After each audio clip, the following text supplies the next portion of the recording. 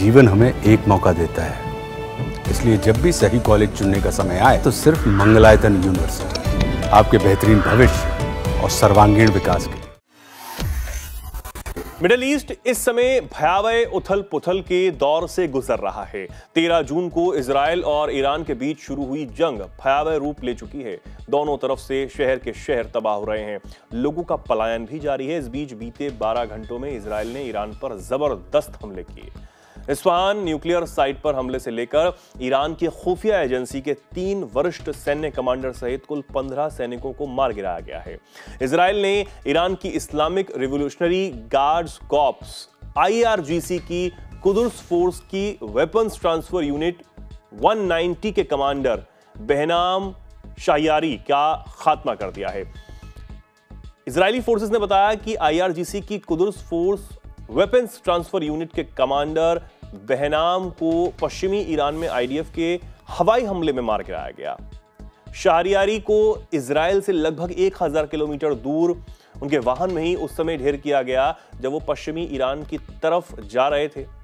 शाहरियारी पर middle east में अपने प्रॉक्सी सहयोगियों तक हथियार पहुंचाने की जिम्मेदारी थी। वहीं इजरायली सेना IDF ने बताया कि इजराइल को तबाह करने की योजना बना रहे ईरान की सेना के एक वरिष्ठ कमांडर सईद इजादी को कौम में मार गिराया गया है। इजादी कुदुस फोर्स का कमांडर था और अब उसको भी ठिकाने लगा दिया गया है। अब जिस तरीके से इजराइल ताबड़तोड़ हमले ईरान पर कर रहा है और एक के बाद एक टॉप कमांडर्स को निशाना बनाता हुआ नजर आ रहा है, उससे यह साफ है कि इजराइल फिलहाल रुकने वाला नहीं है। लगातार ताबड़तोड़ हमले वो ईरान पर कर रहा है और यह भी बता रहा है कि किसी भी सूरत में वो इस जंग में पीछे नहीं हटने वाला। यानी कि यह जंग फिलहाल तो रुकती हुई नजर नहीं आ रही है, लेकिन देखना होगा कि आगे क्या होता है। हालांकि ईरान भी तमाम जो पलटवार है वो अब कर रहा है और वो ये बता रहा है कि हर हमले का जवाब इजराइल को दिया जाएगा। हालांकि अमेरिका की भी अब इस युद्ध में भूमिका कहीं ना कहीं नजर आ रही है और माना यह जा रहा है कि पूरी तरीके से अब इजराइल के समर्थन में अमेरिका आ गया है और अब इजराइल और ईरान की यह जंग लगातार भीषण होती हुई नजर आ रही है।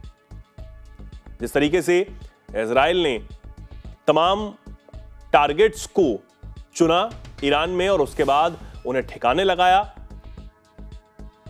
उसके बाद यह माना जा रहा है कि यह जंग आने वाले समय में और ज्यादा भीषण होगी। खुफिया एजेंसी तक, ईरान की जो खुफिया एजेंसी हैं, तमाम जो एजेंसी हैं, उन तक भी इजराइल अब पहुंचता हुआ नजर आ रहा है। पिछले दिनों खबर यह भी आई थी कि विदेश मंत्री जो हैं ईरान के, उनको भी मारने की कोशिश इजराइल ने की। यह दावा ईरान ने ही किया था। ईरान के जो विदेश मंत्री के सलाहकार हैं, उन्होंने एक पोस्ट डालकर यह दावा किया था कि तेहरान में विदेश मंत्री को मारने की साजिश की गई।